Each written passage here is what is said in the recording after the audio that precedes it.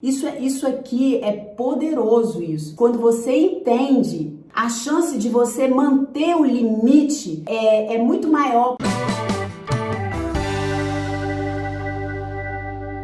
Bem-vindo ao meu canal, meu nome é Sabrina Matias e hoje nesse vídeo eu vou falar com você como evoluir graças às pessoas difíceis. Complicado isso, né? Mas você vai ver que não é tão complicado quanto parece. Então assiste esse vídeo, compartilha, clica aqui que você gostou, que você curtiu e não se esqueça de fazer sua inscrição aqui nesse canal, porque toda semana tem vídeos aí que vão te ajudar a conectar-se com você mesma e se potencializar em todas as áreas da sua vida. Você vai ficar mais forte para enfrentar o mundo de uma forma mais inabalável.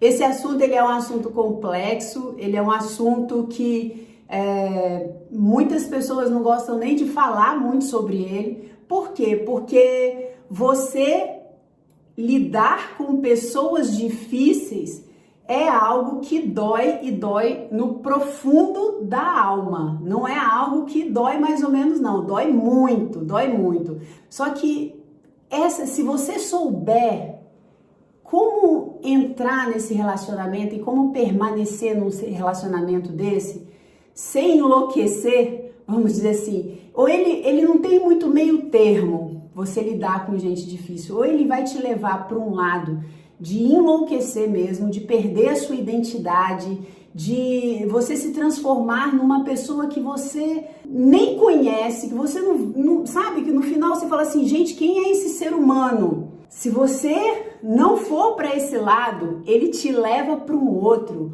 onde você vai começar a desenvolver as mais belas pérolas de dentro de você mesma. Mas eu quero que vocês lembrem que pérola, como que a pérola se faz, né? Como que acontece a pérola? A pérola é uma concha, né? A concha tá ali no fundo do mar e é na concha que a pérola se forma, né? Então a pérola é um cisquinho de areia, um cisquinho que consegue penetrar dentro da concha. E ali a concha, ela começa a se sentir incomodada com aquele cisquinho. E ela começa no movimento de se defender, no movimento de se guardar, no movimento de que aquele cisquinho não incomode tanto, ela começa a pegar esse cisco e a contornar, né, a capsular esse cisco dentro de algo que vai se tornando o quê? Vai se tornando a pérola. E aí a gente vê que a pérola, na verdade, ela vem de quê? De algo que incomodou, de algo que gerou um desconforto muito grande. E no processo de se defender desse desconforto, surge a pérola. Então, é muito isso. Você vai se defender. Nesse processo de você se defender, ou você se mata, ou você se torna uma pessoa sábia. Sábia, a palavra é essa, uma pessoa sábia, uma pessoa generosa, uma pessoa que realmente ela evoluiu, ela vai evoluir cada vez mais. Então, o objetivo aqui não é você lidar com a pessoa difícil, mas o objetivo aqui é como você vai lidar com você mesma. Como que você vai, sabe, se proteger das suas emoções, desse processo muitas vezes que é muito, muito complicado. Esse objetivo é o que? É você, pouco a pouco, apesar das circunstâncias não mudarem, da pessoa não mudar, você conseguir sobreviver àquele relacionamento e sobreviver de uma forma que você fique serena, alegre, seja benéfico para você.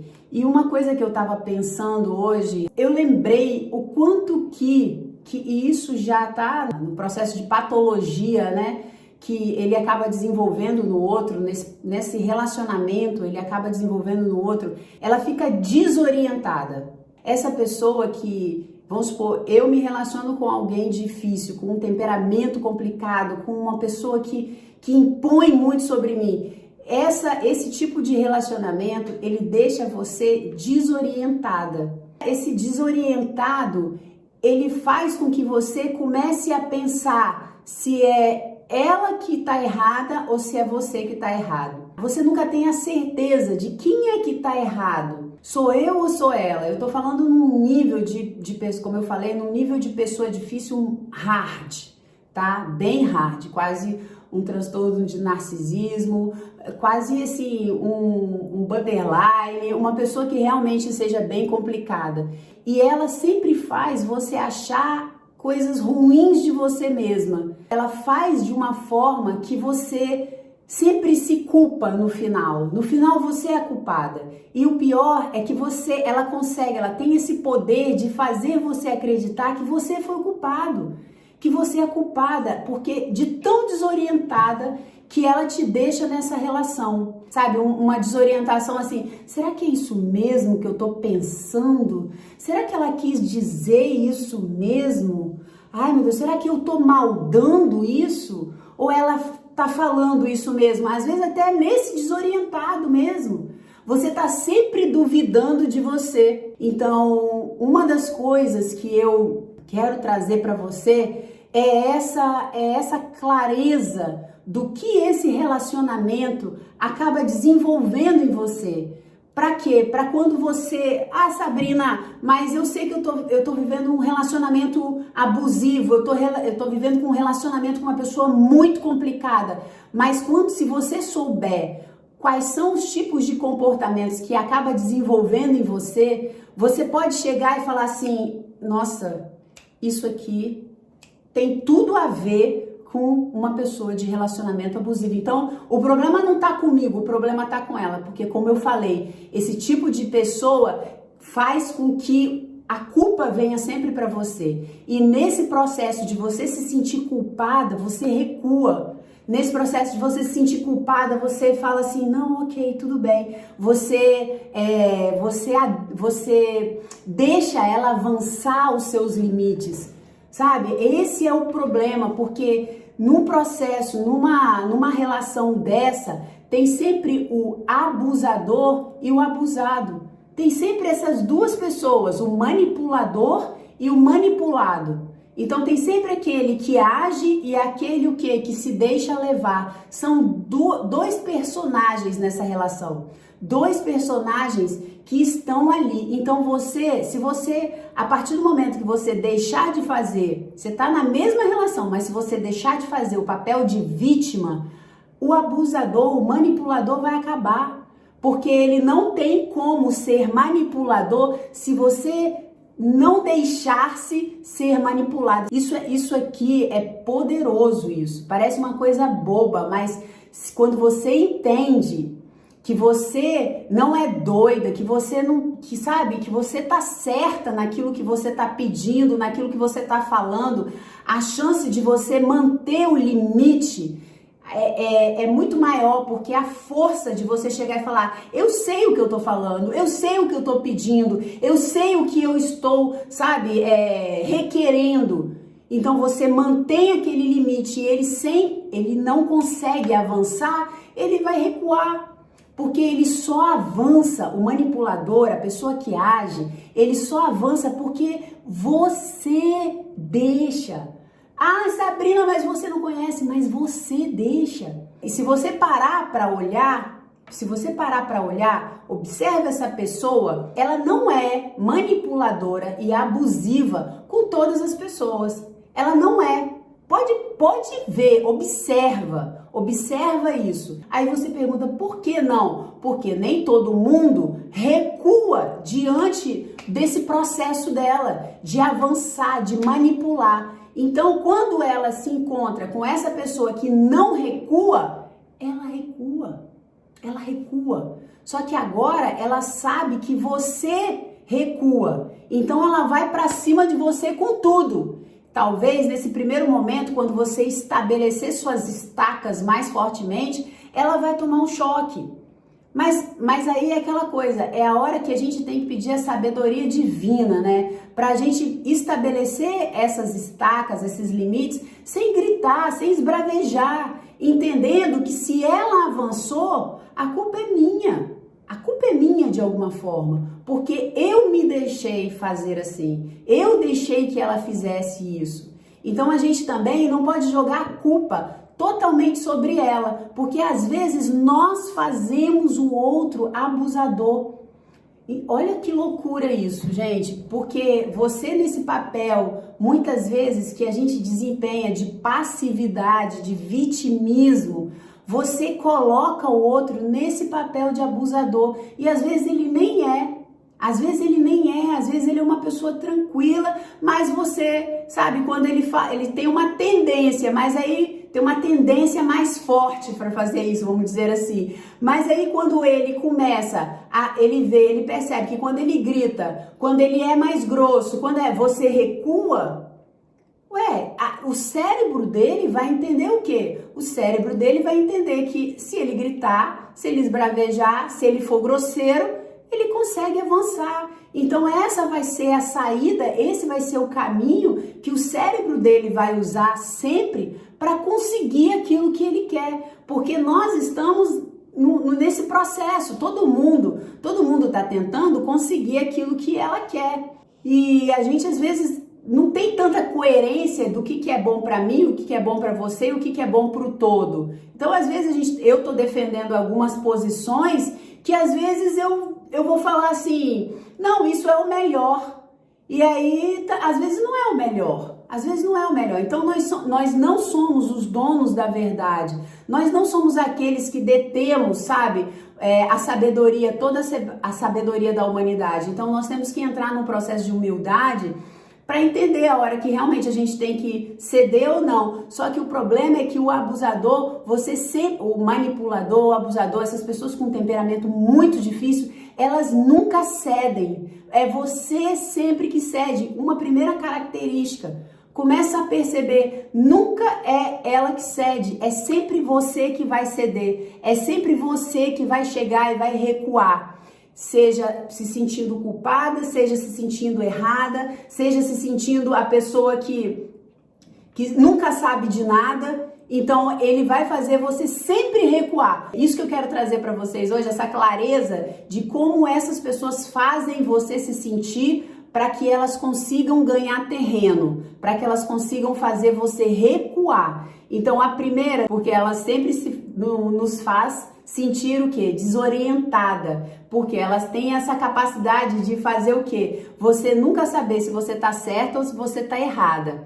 Então, perder a clareza do seu pensamento, como eu falei, você perde essa clareza, existe uma névoa mental, uma confusão, uma impressão de você estar ficando burra ou maluca. Gente, isso é característico, porque você tá sempre assim. Você tá sempre assim. Agora perceba se você é assim com todo mundo. Não é. Você parece que você é assim só com essa pessoa. Então, quando você se perceber assim, nessa confusão mental, será que essa pessoa é boa? Será que não é? Será que ela é falsa comigo? Será que não é? Mas não, ai Sabrina, você sabe, você pensa, sabe, essa coisa, meu querido, não tenha dúvidas. É típico dessas pessoas te colocar nessa confusão mental e nessa confusão de culpa. Nossa, eu que sou ruim, eu que sou isso.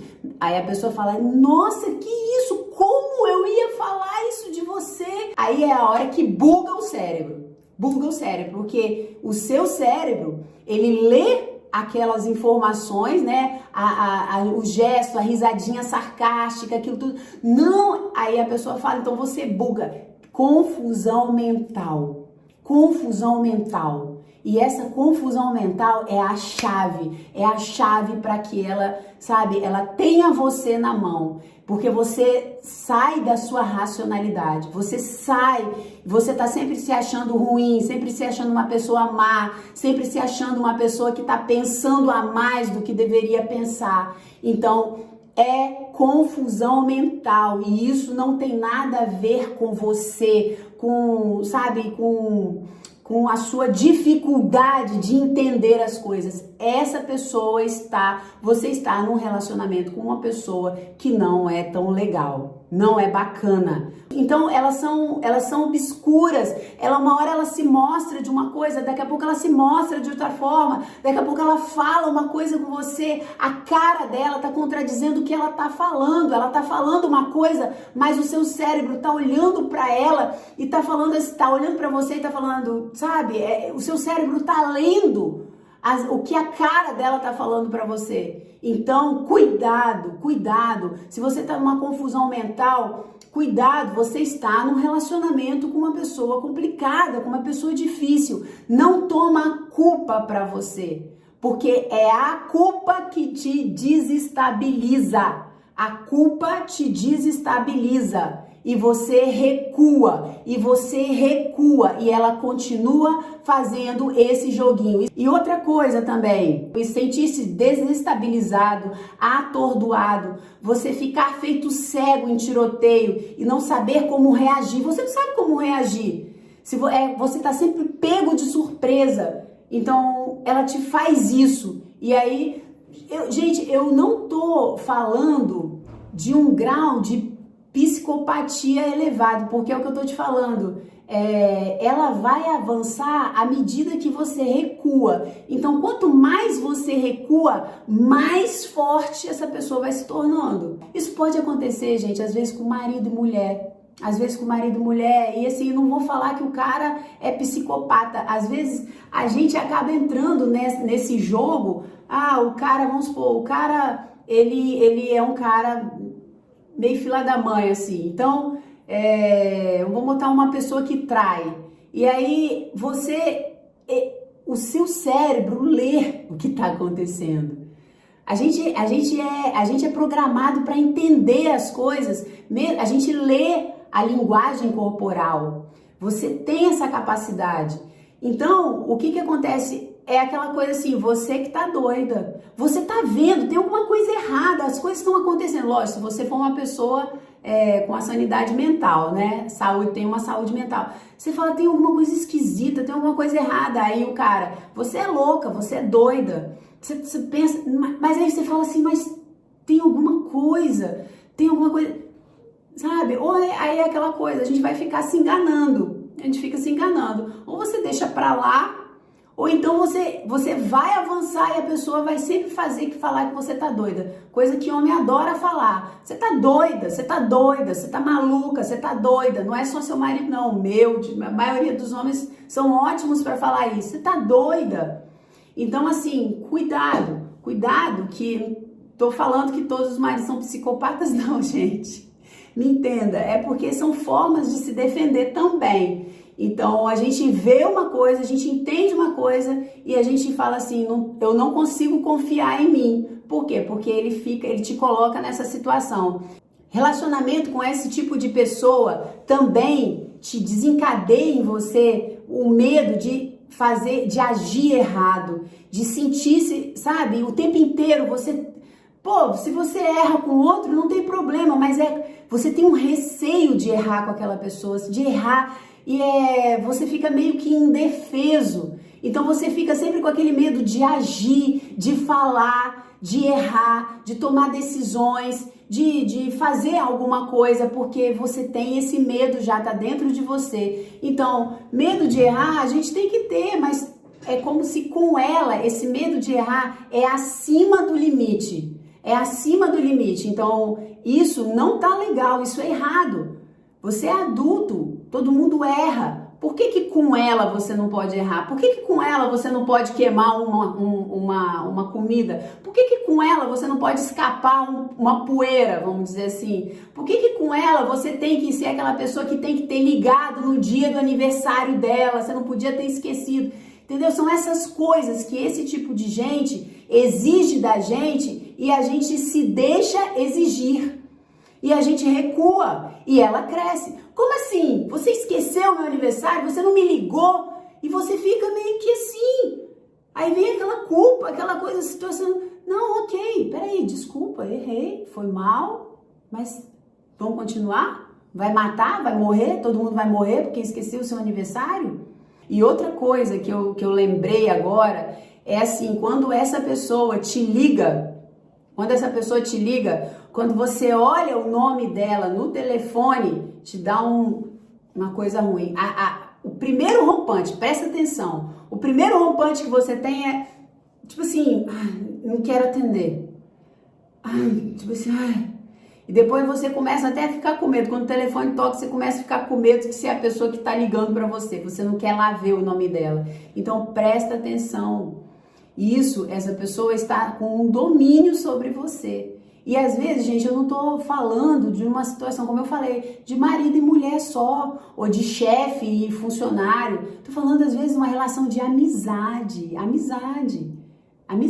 onde ninguém sustenta ninguém, onde ninguém banca ninguém, onde isso pode acontecer, é normal, é natural. Porque esse tipo de relacionamento, ele pode acontecer, sabe? Onde tem um relacionamento de pessoas, de duas pessoas, pode acontecer. E você quer entender outra coisa, outra loucura? Isso pode acontecer com um vizinho, sabe? Seu vizinho, você se sentir assim. Você pode acontecer com sua funcionária que trabalha na sua casa. Então, se você tem o tipo de temperamento que te leva a ser uma pessoa dominada, você pode entrar nesse tipo de relacionamento com uma funcionária da sua casa. Você se sente acuada, você vai chamar a atenção dela, ela faz com que você se sinta mal e errada. Então, ela faz com que você se sinta confusa. Isso também, do outro lado, gente, não é a nível consciente, é muito a forma da pessoa agir. Então, cuidado. Eu não tô confusa, eu sei do que eu tô falando com ela. Eu sei do que eu tô pedindo para você. Eu sei do que o que eu tenho que fazer, o que eu não tenho que fazer. Eu sei aquilo que eu tô colocando aqui na mesa entre nós dois, entre nós duas nessa relação. Eu não sou louca. Então, quando você começa a ter essas sacadas, quando você começa a se perceber, você já avança muito nessa relação. Já se avança muito. E isso é um processo de autoconhecimento. E todo processo de autoconhecimento faz com que você se torne uma pessoa mais forte. Todo processo, gente, onde você se conhece mais, onde você começa a perceber as suas ações, o que está acontecendo, como que você está reagindo, como que você tá lidando com a situação, você começa a ser mais forte, porque você sai dessa zona de confusão e você age mais rápido, e a pessoa recua, e ela que vai tomar susto com você. Mas aí eu volto a te falar, com muita clareza, você não vai se tornar agressiva. Com muita clareza, você não precisa gritar, você não precisa chegar a um ponto onde o caldo entorne. Tem gente que a gente vai ter que suportar, então aprender a lidar com elas. E aprender a lidar é colocar essas estacas bem colocadas para quando ela vier você tá forte ali e segurar. Então, quando você entende que o processo deles é te colocar num estado de confusão mental, num processo de culpa, você começa a falar, não vou ficar assim, não, eu não posso, eu tenho que resolver isso. Pede para outra pessoa, porque eles são assim, é só você olhar, eles não estão preocupados com a sua vida. Eles não estão preocupados se você vai se embananar ou não. Eles não estão preocupados se você vai se ferrar ou não. Eles estão preocupados em fazer o que eles têm que fazer para eles, na vida deles. Gente, eu tô falando isso pai, tô falando mãe, tô falando filho, tô falando marido, tô falando amigo, não tô falando que as pessoas que fazem isso são loucas. É simplesmente uma forma de tentar conseguir o que elas querem. Então, você entra nesse estado de culpa constantemente, porque elas colocam você nesse estado de culpa. Então, quando você chega, entende isso e se posiciona, não, você não vai me botar nesse estado de culpa. Gente, isso é libertador. Isso é libertador, porque a culpa é que consome a gente. Eles são mestres em usar a culpa, né, essa confusão mental e a culpa para fazer com que a gente faça exatamente aquilo que eles querem. E a gente se ferra, porque eles não estão nem aí para o que que a gente vai ter de consequência. Eles não estão nem aí se a sua família vai se prejudicar, se a sua família não vai se prejudicar. Eu vou mais além, agora veio aqui na minha cabeça. Eu falo, né, como eu falei, marido, esposa, filho, mãe, pai, irmão, e eu vou falar mais, pastor pode fazer isso. Tem pastores que são mestres para fazer isso. Mestres para fazer isso. Manipulam. Você tem que trabalhar aqui, você tem que fazer isso, você tem que fazer aquilo, você tem que assumir tal ministério, você tem que fazer aquilo outro, você tem que vir aqui nessa igreja, você tem que fazer aquilo outro. Aí você fala, mas eu assumi um compromisso com a minha família, eu vou levar meu filho. Que seu filho? Você tem que trabalhar para Deus, você tem que trabalhar para Jesus. Jesus.